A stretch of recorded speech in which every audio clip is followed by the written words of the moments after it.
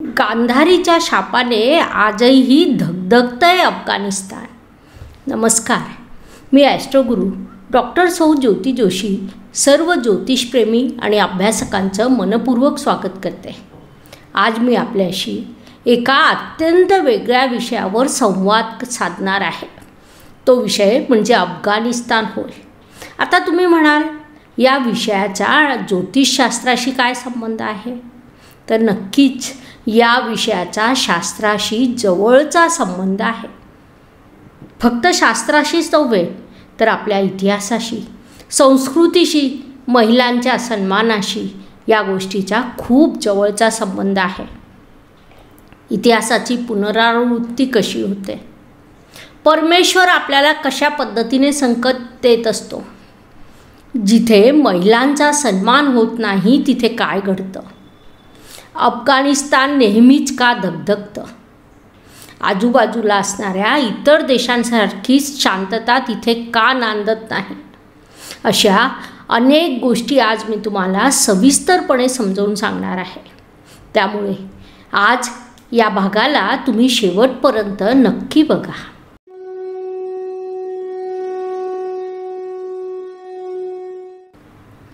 न्याय, कर्म, धर्म आणि शाप हे आपल्या धर्मातील अत्यंत महत्त्वपूर्ण शब्द आहे. त्यावरूनच मानवी आयुष्याची दशा आणि दिशा ठरत असते. आजचं विज्ञान कितीही प्रगत असलं तरी अनेक प्रश्नांची उत्तरं त्यात प्राप्त होत नाही. खरं तर विज्ञान जिथे संपतं तिथे ज्ञान सुरू होतं. इतिहास विसरता येतो मात्र पुसता येत नाही. हे अत्यंत कटू असं सत्य आहे आणि ते वारंवार सिद्ध होत असतं. अफगाणिस्तान हा विषय समजून घेत असताना त्यासाठीच आज आपण इतिहासात डोकावणार आहोत. आज भारताचा नकाशा जेवढा आपल्याला दिसतो त्यापेक्षा कितीतरी पटीने पूर्वी आपला देश मोठा होता. इतिहासात त्या गोष्टींच्या नोंदी आपल्याला आजही सापडतात. त्यानुसार आजचं अफगाणिस्तान म्हणजे हजारो वर्षापूर्वी महाभारत काळातील गांधार हे राज्य होय. गांधार हा शब्द सुगंधाशी संबंधित येतो, कारण असं म्हटलं जातं की पूर्वी तिथे केशरची शेती फार मोठ्या प्रमाणात व्हायची. त्या काळात गांधार देशाचा राजा सुबल हा होता. या राजाला 2 संतती होत्या. एक मुलगी म्हणजे गांधारी आणि दुसरा मुलगा म्हणजे शकुनी होय. शकुनी हे नाव महाभारतात अतिशय महत्त्वाचे आहे. राजा सुबल याचा जवळपास 100 लोकांचा परिवार होता. खूप सुंदर आणि शांतताप्रिय असं ते राज्य होतं. ज्योतिषशास्त्र खूप प्राचीन आहे आणि विशेषतः त्या काळात ते आजच्यापेक्षा कित्येक पटीने प्रगत होतं. म्हणजे आज त्यातील 10 ते 15% ज्ञानापर्यंत आपण पोहोचलेलो आहोत असं म्हटलं तर ते अतिशयोक्ती ठरू शकते. इतकं ते शास्त्र गहन आणि सखोल आहे. पूर्वी प्रत्येक राजाकडे राजज्योतिषी असायचे आणि त्यांच्या मार्गदर्शनाने राज्याचा कारभार चालायचा किंवा त्यानुसार राजकारभाराची आखणी केली जायची. यावरून ज्योतिषशास्त्राचं महत्त्व अधोरेखित होतं. राजा सुबलने राजज्योतिषाला गांधारीचं भविष्य जेव्हा विचारलं तेव्हा गांधारीची कुंडली बघितल्या गेली आणि एक भयंकर गोष्ट समोर आली. ज्योतिषाने राजाला सांगितलं, तुमची मुलगी गांधारी ही अत्यंत संघर्ष घेऊन जन्माला आलेली आहे. तिचं संपूर्ण आयुष्य हे संघर्षमय आहे आणि सगळ्यात महत्त्वाची बाब म्हणजे लग्न झाल्यानंतर काही दिवसांमध्ये तिच्या पतीचा मृत्यू होईल. अर्थातच राजा सुबलला गांधारीची काळजी वाटू लागते, कारण ती त्याच्या अत्यंत लाडाची लेक असते. तिचं नाव देखील त्यांनी आपल्या राज्याच्या नावावरून ठेवलेलं असतं. मग यावर उपाय काय हा पुढचा प्रश्न येतो. कारण फक्त प्रश्न माहिती असून उपयोग नाही, त्यावरील उपाय महत्त्वाचा ठरतो. जसं आजही जातक आल्या आपल्याला सर्वप्रथम उपाय विचारतात, त्यानुसार राजाही ज्योतिषाला उपाय विचारतो. अत्यंत महत्त्वपूर्ण बाब म्हणजे तुम्ही जर अजूनही आपल्या या यूट्यूब चॅनलला सबस्क्राईब केलेलं नसेल तर आज अवश्य करा. ज्योतिषशास्त्रातील नवनवीन माहिती घेऊन आम्हाला तुमच्यापर्यंत पोहोचता येईल. बेल आयकॉन दाबायला विसरू नका, म्हणजे नवीन व्हिडिओ अपलोड झाला की लगेच तुम्हाला कळू शकेल. ज्योतिषशास्त्रावर माझी 6 पुस्तकं प्रकाशित झालेली आहे, ज्यात शास्त्रीय माहिती अत्यंत साध्या आणि सोप्या भाषेत उपलब्ध आहे. ज्योतिषशास्त्र अबकड भाग 1, भाग 2, भाग 3, अष्टक वर्ग, अचूक फलादेशाचा उत्तम मार्ग, 12 भाव, 1 लग्नेश आणि पंचांग असे पाहावे, अशी ही 6 पुस्तकं प्रकाशित झालेली आहे. त्यांचा लाभ घ्यावा. ज्योतिषी पुन्हा पत्रिकेचा अत्यंत बारकाईने अभ्यास करतात. सर्व बाबींचा विचार करून मग उपाय सांगतात आणि त्याआधी या उपायाचे काही विपरीत परिणाम आहेत याविषयी राजाला सावध करतात. मात्र राजाला त्या विपरीत परिणामापेक्षा सध्या प्रश्नांची जास्त काळजी असते, म्हणून त्यावर जास्त विचार न करता तो उपाय विचारतो. त्यानुसार ज्योतिषी उपाय सांगतात की गांधारीचा आधी प्रतिकात्मक विवाह एखाद्या प्राण्याशी करा. ठरलेल्या भविष्यानुसार तो प्राणी मेल्यानंतर मग गांधारीचा एखाद्या राजाशी विवाह करता येऊ शकतो. अर्थात तिथेही तिचा संघर्ष संपणार नाही. त्यातही तिला खूप मोठ्या तडजोडी कराव्या लागतील. त्याचा देखील तुम्हाला त्रास होऊ शकतो.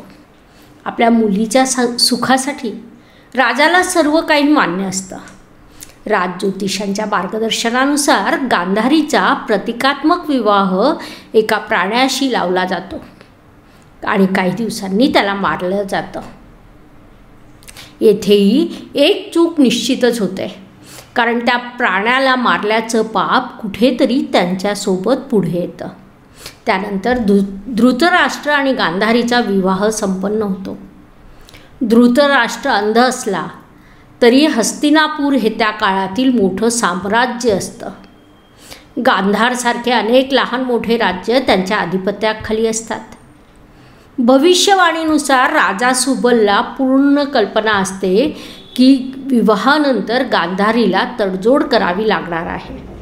त्यानुसार आपला पती अंध असल्यामुळे गांधारी देखील आपल्या डोळ्यांवर कायमस्वरूपी पट्टी लावते. भाऊ शकुनीला ही गोष्ट अजिबात आवडत नाही. तो विरोध करण्याचा प्रयत्न करतो, मात्र आपण तिच्या नशिबाच्या पुढे जाऊ शकत नाही ही बाब राजाला माहीत असते. किमान आता तिचं सौभाग्य टिकून राहील यावर ते समाधानी होतात. अत्यंत महत्त्वपूर्ण बाब म्हणजे तुम्ही जर अजूनही आपल्या या यूट्यूब चॅनलला सबस्क्राईब केलेलं नसेल तर आज अवश्य करा.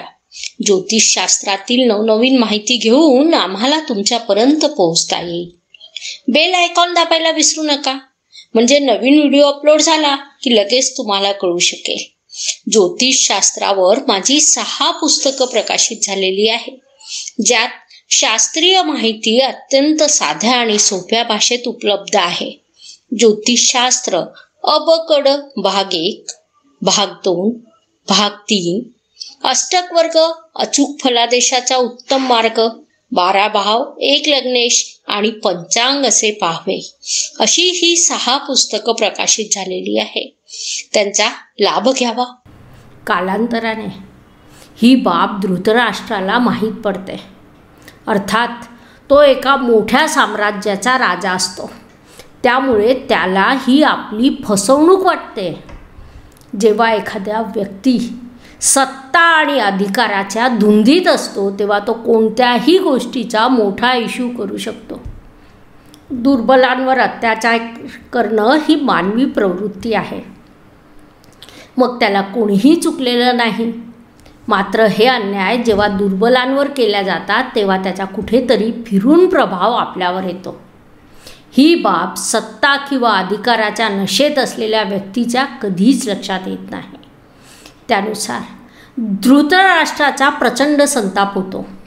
मग तो विचार करतो की आपण या गोष्टीचा बदला घेतला पाहिजे. रागाच्या भरात तो हेही विसरतो की आपली पत्नी गांधारी किती चांगली आहे. आपल्यासाठी तिने स्वतःहून केवढा मोठा त्याग केलेला आहे हे सर्व तो बाजूला ठेवतो. तिचे सर्व 100 नातेवाईक म्हणजे सुबल राज्याच्या संपूर्ण कुळाला तो कैदेत टाकतो. त्यात राजासह शकुनी देखील असतो. हस्तिनापूर साम्राज्याच्या तुलनेत ते अत्यंत लहान राज्य असतं. हस्तिनापूर हे सामर्थ्यवान असतं. धृतराष्ट्र त्या सामर्थ्याचा दुरुपयोग करतो. खरं तर सासरे हे वडिलांसारखे असतात. आयुष्यात नातीगोती महत्त्वाची असतात. या सर्व गोष्टींचा त्याला विसर पडतो. माझी फसवणूक झाली ही एकमेव गोष्ट त्याच्या डोक्यात बसलेली असते. त्यामुळे तो गांधार राज्यावर ताबा मिळवतो. राजा सुबलच्या संपूर्ण कुळाला कैदेत टाकलं जातं. बाहेरून कुठलीही गोष्ट त्यांच्यापर्यंत पोहोचू दिली जात नाही. कैदेतील लोकांना मुठभर अन्न फक्त रोज दिलं जातं. ही त्यांची शिक्षा असते. ज्योतिषशास्त्र प्रेमींनी शास्त्राच्या अभ्यासासाठी, माहितीसाठी please like, share and subscribe the channel. राजा सुबलला या गोष्टीचं अत्यंत वाईट वाटतं, कारण त्याने काहीही चुकीचं केलेलं नसतं. अर्थात त्यालाही प्रचंड राग येतो. मात्र तेव्हा त्याच्या हातात काहीही नसतं. कैदेत असला तरी तो राजा असतो. त्याचा स्वाभिमान दुखावला जातो. त्यामुळे आपण या गोष्टीचा बदला घ्यायला हवं असं त्याला वाटायला लागतं. मात्र तो कसा घ्यावा यासाठी किमान एकाने तरी जगायला हवं. आणि अर्थात जो जगेल तो अत्यंत बुद्धिमान असायला हवा. मग तो कैदेतील सर्वांची पात्रता तपासतो. बुद्धिमत्तेची चाचपणी करतो आणि त्यावरून आपल्या मुलगा शकुनीची निवड करतो. शकुनीवर त्याला विश्वास असतो. त्यानुसार मग ते मिळणारं मुठभर अन्न शकुनीला दिलं जातं. शकुनी ते खातो आणि रोज आपल्या डोळ्यांसमोर कुटुंबातील एकेका व्यक्तीचा अन्ना वाचून मृत्यू तो पाहतो. त्यामुळे बदला घेण्याची आग त्याचा दिवसेंदिवस धगधगत राहते. अशा प्रकारे शेवटी त्याचा संपूर्ण कुळाचा अंत होतो. फक्त राजा आणि शकुनी हे जिवंत असतात. राजाही शेवटच्या घटका मोजत असतो. त्यावेळी तिथे धृतराष्ट्र येतो. राजा सुबलला त्याची अंतिम इच्छा विचारतो. तेव्हा तो म्हणतो, शिक्षा म्हणून आमचं संपूर्ण कुळ संपलं. केवळ शकुनी उरलेला आहे. त्याला तुम्ही क्षमा करून गांधारचं राज्य द्यावं आणि सुखाने जगू द्यावं. ही माझी अंतिम इच्छा आहे. धृतराष्ट्र ती इच्छा मान्य करतो आणि त्यानंतर शकुनी हा गांधार नरेश होतो. धृतराष्ट्राने त्याला क्षमा केलेली असली तरी त्याचं राज्य त्याला परत दिलेलं असलं तरी शकुनीच्या मनात बदला घेण्याच्या ज्वाला धगधगत असतात. त्यानुसार तो आधी धृतराष्ट्राचा विश्वास संपादन करतो आणि जवळपास हस्तिनापूरमध्ये मुक्कामाला येतो. गांधारीची मुलं मोठी होत असतात आणि तेथून शकुनीचं कार्य सुरू होतं. दुर्योधनाला हाताशी धरून अतिशय चाणाक्षपणे तो विषाची पेरणी करीत राहतो. नकारात्मक भाव दुर्योधनामध्ये तो भरत राहतो. येथून पुढील महाभारताची कथा सर्वश्रुत आहे आणि महाभारतातील शकुनीचं कारस्थान देखील जवळपास सर्वांना माहिती असेल. त्यामुळे त्यात आपण आता वेळ घेणार नाही. अत्यंत महत्त्वपूर्ण बाब म्हणजे तुम्ही जर अजूनही आपल्या या यूट्यूब चॅनलला सबस्क्राईब केलेलं नसेल तर आज अवश्य करा. ज्योतिषशास्त्रातील नवनवीन माहिती घेऊन आम्हाला तुमच्यापर्यंत पोहोचता येईल. बेल आयकॉन दाबायला विसरू नका, म्हणजे नवीन व्हिडिओ अपलोड झाला की लगेच तुम्हाला कळू शकेल. ज्योतिषशास्त्रावर माझी 6 पुस्तकं प्रकाशित झालेली आहे, ज्यात शास्त्रीय माहिती अत्यंत साध्या आणि सोप्या भाषेत उपलब्ध आहे. ज्योतिषशास्त्र अबकड भाग 1, भाग 2, भाग 3, अष्टक वर्ग, अचूक फलादेशाचा उत्तम मार्ग, 12 भाव, 1 लग्नेश आणि पंचांग असे पाहावे, अशी ही 6 पुस्तकं प्रकाशित झालेली आहे. त्यांचा लाभ घ्यावा. मात्र आजचा प्रश्न आपला अफगाणिस्तान संदर्भातील आहे. तो देश कायमच का दगदगत राहतो, याचं उत्तर आपल्याला महाभारतात सापडतं. महाभारतातील युद्धाच्या शेवटी जेव्हा गांधारीचं संपूर्ण 100 पुत्र मारले जातात, तेव्हा डोळ्यांवर पट्टी बांधलेल्या गांधारीचे डोळे उघडतात. सत्य तिच्या समोर येतं की या सगळ्या विध्वंसामागे आपल्या भावाचा मोठा हात आहे. युद्धाच्या शेवटी गांधारीने श्रीकृष्णाला दिलेला शाप सर्वांना माहिती आहे. मात्र ती पहिला शाप श्रीकृष्णाला देते आणि दुसरा शाप आपला भाऊ शकुनीला देते की तुझ्या राज्यात कधीही शांतता नांदणार नाही, ते कायम दगदगत राहील. या रणभूमीवर जे जे झालं ते सर्व तुझ्या राज्यात वारंवार होत राहील. गांधारी फार मोठी तपस्वी महिला होती. ती अत्यंत सामर्थ्यवान स्त्री होती, जिने आपल्या आयुष्यात अनेक संघर्ष पचवलेले होते.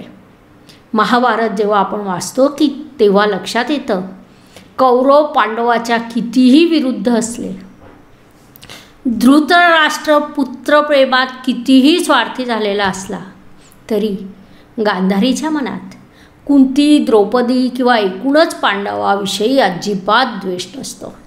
किंबहुना त्यांच्यावर अन्याय होतो हे तिला माहीत होतं. त्यामुळे पांडवाच्या अज्ञातवासात कुंती तिच्याच संरक्षणात तिच्यासोबत असते. जेव्हा तिचं संपूर्ण पुत्र मारले जातात तेव्हा तिला प्रचंड दुःख होतं. म्हणून ती श्रीकृष्ण आणि शकुनीला शाप देते. त्या शापाचा परिणाम म्हणजे आजचं दगदगतं अफगाणिस्तान होय. यावरून अजून एक बाब प्रकर्षाने समोर येते, ती म्हणजे स्त्रीला जेव्हा छळल्या जातं, मग ती आई असो, बहीण असो, पत्नी असो, मुलगी असो, त्याचा प्रभाव हा वारंवार त्या कुटुंबावर पडताना दिसून येतो. अनेक पत्रिका जेव्हा आम्ही पाहतो की एखाद्याच्या पत्रिकेला जर श्रीशाप असेल किंवा तसे काही योग असतील, तर त्या घरात जन्म घेणाऱ्या प्रत्येकाच्या पत्रिकेत ते योग दिसून येतात. आता ही देखील एक आश्चर्यजनक बाब आहे. याचं उत्तर आजचं विज्ञान अजिबात देऊ शकत नाही की वेगवेगळी कुटुंब वेगवेगळ्या ठिकाणी राहतात. बाळाच्या जन्माच्या वेळी सिजरच्या वेळा काढल्या जातात, खूप साऱ्या गोष्टी होतात. तरीही त्या कुळात जन्म घेतलेल्या जातकाच्या पत्रिकेत तोच योग दिसून येतो. आता तो योग येतो म्हणजे काय, तर आकाशस्थ ग्रहस्थिती तशी असते की तो योग पत्रिकेत उतरतो. आता ती आकाशस्थ ग्रहस्थिती कुणाच्याही हातात नाही. या गोष्टीवर आम्ही संशोधन करीत आहोत. हे अत्यंत कटू असलं तरी ते सत्य आहे. गांधारीच्या शापाचा प्रभाव आजही त्या देशातील लोकांना भोगावा लागतो आहे. इतिहासाची ही पुनरावृत्ती आहे. महाभारतात जे घडलं त्यात स्त्रियांवरील अत्याचार हा खूप मोठा भाग होता. आज अफगाणिस्तानमध्ये पुन्हा अत्याचार होत आहे. त्यामुळे पुन्हा अत्याचार, पुन्हा शाप आणि पुन्हा तीच परिस्थिती, हा एक क्रम सुरू आहे. ज्योतिषशास्त्र प्रेमींनी शास्त्राच्या अभ्यासासाठी, माहितीसाठी please like, share and subscribe the channel. मागील काही दिवसांमधील अफगाणिस्तानची स्थिती बघून संपूर्ण जग स्तब्ध झालं आहे. तिथे जे काही घडतं आहे ते आजच्या जगासाठी अनपेक्षित आहे. आता हे मान्य करायलाही कठीण जातं की अमेरिकेसारख्या महासत्तेला तिथे हार मानावी लागली. प्रयत्न करून ते तिथे शांतता प्रस्थापित करू शकले नाही. अशांतता तिथे कायम खदखदत राहिली आणि आता तर तो देश धगधगतोय. त्यातही अफगाणिस्तानमधील पंजशीर हा जो भाग आहे तो कुठेतरी पांडवाशी संबंधित येतो. त्यांच्याही आयुष्यात संघर्ष अपरिहार्य होता. फक्त फरक इतका होता ते धर्माच्या, न्यायाच्या बाजूने होते. अर्थात त्याची एक स्वतंत्र कथा आहे. त्याचंही विश्लेषण आपण कधीतरी नक्कीच करूया. पण आज अफगाणिस्तान धगधगते. आपण ज्योतिषीय दृष्टिकोनातून हे सर्व पाहतोय की हे सर्व असं का घडतंय? एकीकडे आजूबाजूचे इतर सर्व देश इतकी प्रगती करत असताना, शांततेने नांदत असताना अफगाणिस्तानची स्थिती अशी वारंवार का होते? तर त्याचा उत्तर कुठे ना कुठे गांधारीच्या शापात दडलेला आहे. यात अजून प्रकर्षाने समोर येणारा मुद्दा म्हणजे ज्योतिषशास्त्रात उपाय सांगत असताना ते अतिशय काळजीपूर्वक सांगितले गेले पाहिजे. कारण उपाय सांगताना किंवा ते उपाय करीत असताना आपण निसर्गाची रचना बदलवण्याचा प्रयत्न केला तर त्याचे कुठे ना कुठे दुष्परिणाम होतात. ते भयंकर असतात. उपाय हे फक्त प्रश्नाची तीव्रता कमी करण्यासाठी असावे. नशीब बदलवण्यासाठी त्यांचा उपयोग अजिबात करू नये. म्हणून मी नेहमीच म्हणत असते, ज्योतिषी आपलं भाग्य कधीही बदलवू शकत नाही, तर तो फक्त भाग्याला एक दिशा देऊ शकतो. आणि हे त्रिकलाबाधित असं सत्य आहे. त्याच्या विरुद्ध जाऊन शक्ती वापरून भाग्य बदलवण्याचा जर कोणी प्रयत्न करत असेल तर त्याच्यापेक्षाही मोठी शक्ती या ब्रह्मांडात अस्तित्वात आहे. कारण या सृष्टीला नियंत्रणात ठेवणारी शक्ती कुठली हे आजपर्यंत कोणीही ओळखू शकलेलं नाही. अर्थात हे सगळं आध्यात्मिक बाजूने आहे. मात्र अफगाणिस्तानमध्ये जे आज धगधगत आहे त्या सर्वामागे इतिहास आहे ज्याला आपण विसरलो होतो, मात्र तो पुसला गेला नव्हता. अशा प्रकारे गांधारीचा शाप आणि अफगाणिस्तानातील आजची परिस्थिती याचा संबंध स्पष्ट करण्यासाठी एवढी माहिती पुरेशी आहे. आता आपण थांबूया.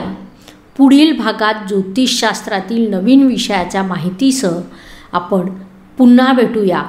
ऑक्टोबर महिन्याचं राशी भविष्य जाणून घेऊ.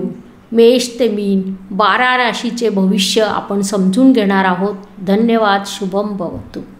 यूट्यूबची कार्यप्रणाली ही मुख्यतः चॅनलला लाईक सबस्क्राईब यावर चालते. म्हणून please like share and subscribe the channel. आणि हो, बेल आयकॉन दाबायला विसरू नका. धन्यवाद. शुभम भवतु.